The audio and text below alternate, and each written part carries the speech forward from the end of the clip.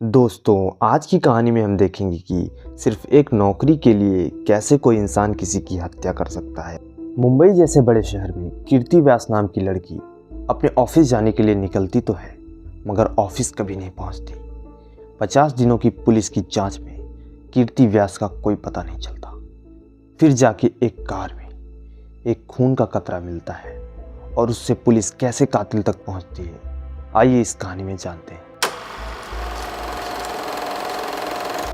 दोस्तों, ये कहानी मुंबई की रहने वाली कीर्ति व्यास नाम की लड़की की है। 28 साल की कीर्ति मुंबई के grand road Bharat Nagar residence में अपने परिवार वालों के साथ रहती थी और कीर्ति मुंबई के मशहूर ब्यूटी पार्लर में काम भी करती थी। रोज की तरह काम पे जाने के लिए 16 मार्च 2018 को वो जब अपने घर से निकलती है तो बाहर दो दोस्त उसका गाड़ी में इंतजार कर रहे थे। उनके साथ बैठ के वो घर से निकलती है। जब दिन के 11:30 बज चुके थे तब कीर्ति की मां ने कीर्ति को कॉल किया वाईफाई का पासवर्ड जानने के लिए, जो कि कीर्ति ने पिछली ही रात को बदल दिया था। जब कीर्ति की मां ने कीर्ति को कॉल किया तो उसका फ़ोन बंद बताया। कीर्ति की मां ने दूसरे नंबर पे किया और दोनों ही नंबर स्विच ऑफ बता रहे थे। कीर्ति की मां ने कई प्रयासों के बाद थक हार के छोड़ दिया और सोचा कीर्ति किसी काम में व्यस्त होगी, इसलिए उसने अपना फ़ोन स्विच ऑफ कर दिया है। और जब शाम हुई और कीर्ति के आने का वक्त भी हो गया था, लेकिन कीर्ति अपने घर ना आई, तो कीर्ति के घर वालों को काफ़ी चिंता होने लगी और उन्होंने कीर्ति के सारे दोस्तों को कॉल किया। लगभग सभी लोगों का सेम ही जवाब था कि कीर्ति की उनसे पिछली रात को ही बात हुई थी। अब कीर्ति के घर वालों को काफ़ी चिंता होने लगी थी, इसलिए वो खुद कीर्ति को बाहर निकल के ढूंढने लगे, लेकिन उन्हें कीर्ति कहीं नहीं मिली। कीर्ति को ढूंढते ढूंढते सुबह हो गई थी, इसलिए वो पुलिस स्टेशन जाने का फैसला करते हैं। बगल के डीबी रोड पुलिस स्टेशन में वो कीर्ति की गुमशुदगी की रिपोर्ट लिखाते हैं और पुलिस तुरंत एक्शन में आके सबसे पहले कीर्ति के ऑफिस जाती है जानकारी इकट्ठा करने के लिए। और इसके अलावा वो कीर्ति के सारे दोस्तों से पूछताछ भी करती है। इसी पूछताछ में कीर्ति के दो दोस्त सिदेश और खुशी बताते हैं कीर्ति सुबह सुबह उनके साथ उनके कार में ही निकली थी ऑफिस आने के लिए, लेकिन कीर्ति ने कहा उसे ग्रांट स्टेशन पे ही छोड़ दे, उसे किसी से मिलना है। और वो बोली ऑफिस वो ट्रेन से आ जाएगी। पुलिस वाले इनके बयान के अनुसार कीर्ति के पास वाले घर के कैमरे को चेक करते हैं, जिसमें साफ साफ पता चल रहा था कि कीर्ति इनके साथ बैठ के कार में निकली थी और आखिरी टाइम में कीर्ति के साथ यही दो लोग दिखाई दिए थे। इसलिए पुलिस इन्वेस्टिगेशन में इनका पूरा सहयोग मांगती है और ये लोग अपना पूरा सहयोग भी देते हैं, लेकिन पुलिस को कहीं ना कहीं शक इन्हीं दोनों लोग पे था। लेकिन पुलिस का शक तब दूर हुआ जब ये लोग भी उसी तरह इन्वेस्टिगेशन कर रहे थे और अपने सोशल मीडिया हैंडल पे कैंपेन भी चला रहे थे कीर्ति को ढूंढने के लिए। इसलिए अब इन दोनों पे भी शक नहीं था पुलिस को। और पुलिस को इस केस को लेके काफ़ी दिन बीत चुके थे, लेकिन कीर्ति का कुछ पता नहीं चल रहा था। इन दिनों पूरे देश में इस केस की चर्चा हो रही थी और पुलिस की लापरवाही को देखते हुए पुलिस से इस केस को ले लिया गया और मुंबई की क्राइम ब्रांच को सौंप दिया गया। 5 अप्रैल 2018 को क्राइम ब्रांच कीर्ति की गुमशुदगी का केस अपने हाथों में ले लेती है और जांच शुरू करती है। जांच शुरू करते ही एक बार फिर से सभी सस्पेक्ट और कीर्ति के आखिरी समय में दिखे लोगों को बुलाती है और उनसे लंबी पूछताछ के बाद सीसीटीवी फुटेज के मुताबिक कीर्ति के पास आखिरी समय में दिखे लोग सिदेश और खुशी ही थे।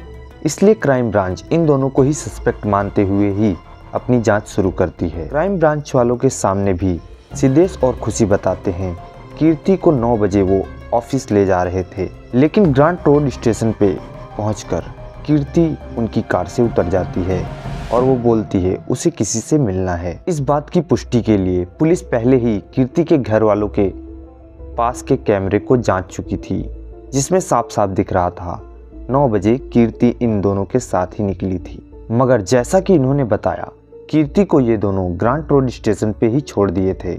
वहाँ की सीसीटीवी की जांच पहले नहीं हुई थी, इसलिए क्राइम ब्रांच की एक टीम फौरन जाके स्टेशन के सीसीटीवी को खंगालने लगती है और स्टेशन के आसपास लगे सीसीटीवी कैमरे को देखने के बाद क्राइम ब्रांच के सामने एक चौंका देने वाला खुलासा होता है।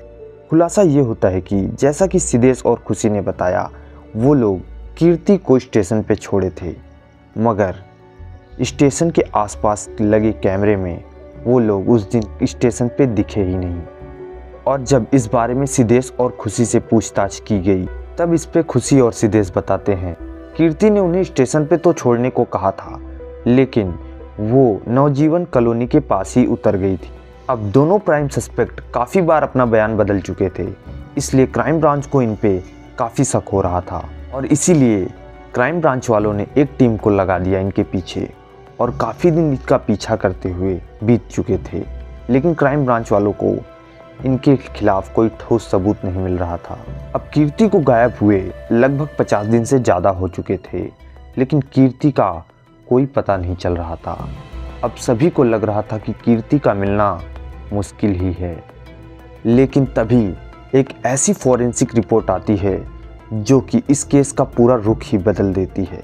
दरअसल जिस कार में आखिरी बार सिद्धेश, खुशी और कीर्ति अपने घर से ऑफिस के लिए निकले थे, उस कार को पहले ही पुलिस वालों ने फॉरेंसिक लैब में भेज दिया था। फॉरेंसिक वाले जब उस कार की पूरी तरीके से जांच करते हैं तो उन्हें कार की डिक्की में एक बूंद खून मिलता है और उस खून का मिलन कीर्ति के घर वालों से करते हैं, तो उससे ये पता चलता है कि वो खून कीर्ति का ही है। और क्राइम ब्रांच एक बार फिर से सिद्धेश और खुशी को बुलाते हैं और इस बार सख्ती से पूछताछ करते हैं, लेकिन वो इस बात को मानने को तैयार ही नहीं थे कि उन्होंने ही कीर्ति को गायब किया है। लेकिन क्राइम ब्रांच वालों ने काफ़ी सख्ती दिखाई और उनकी सख्ती के आगे सिद्धेश और खुशी टिक नहीं पाए और उन्होंने धीरे धीरे खुलासा करना शुरू किया। दरअसल कीर्ति के नीचे सिद्धेश और खुशी काम करते थे और 1-2 महीने से सिद्धेश अपना टारगेट अचीव नहीं कर पा रहा था, जिसकी वजह से कीर्ति ने सिद्धेश को नोटिस भी दिया था कि वो अपना टारगेट अचीव कर ले, नहीं तो उसे नौकरी से निकाल दिया जाएगा। और यहीं पे खुशी, जो कि शादीशुदा है लेकिन सिद्धेश के साथ काम करते करते रिलेशन में आ गई थी और उसे अब यह डर लग रहा था कहीं सिद्धेश की नौकरी चली ना जाए, जिस वजह से सिद्धेश और खुशी मिलके एक खौफनाक प्लान बनाते हैं। 16 मार्च 2018 यह वह दिन था जब सिद्धेश और खुशी को एक सही टाइम लगा अपना खौफनाक प्लान अंजाम देने का। इसलिए वो 9 बजे की सुबह कीर्ति को फ़ोन करते हैं और उसे अपने साथ चलने को बोलते हैं ऑफिस। कीर्ति इससे पहले ट्रेन से जाया करती थी, लेकिन उस दिन कीर्ति ने इनके साथ जाने के लिए हामी भर दी। अब 9 बजे सिद्धेश, खुशी, कीर्ति तीनों जन कार में जा रहे थे, तो रास्ते में सिद्धेश कीर्ति से पूछता है और उसे बोलता है कि उसे नौकरी से ना निकाले। तो उसकी बात को टालते हुए कीर्ति बोलती है, इसकी बात हम ऑफिस की मीटिंग में करेंगे।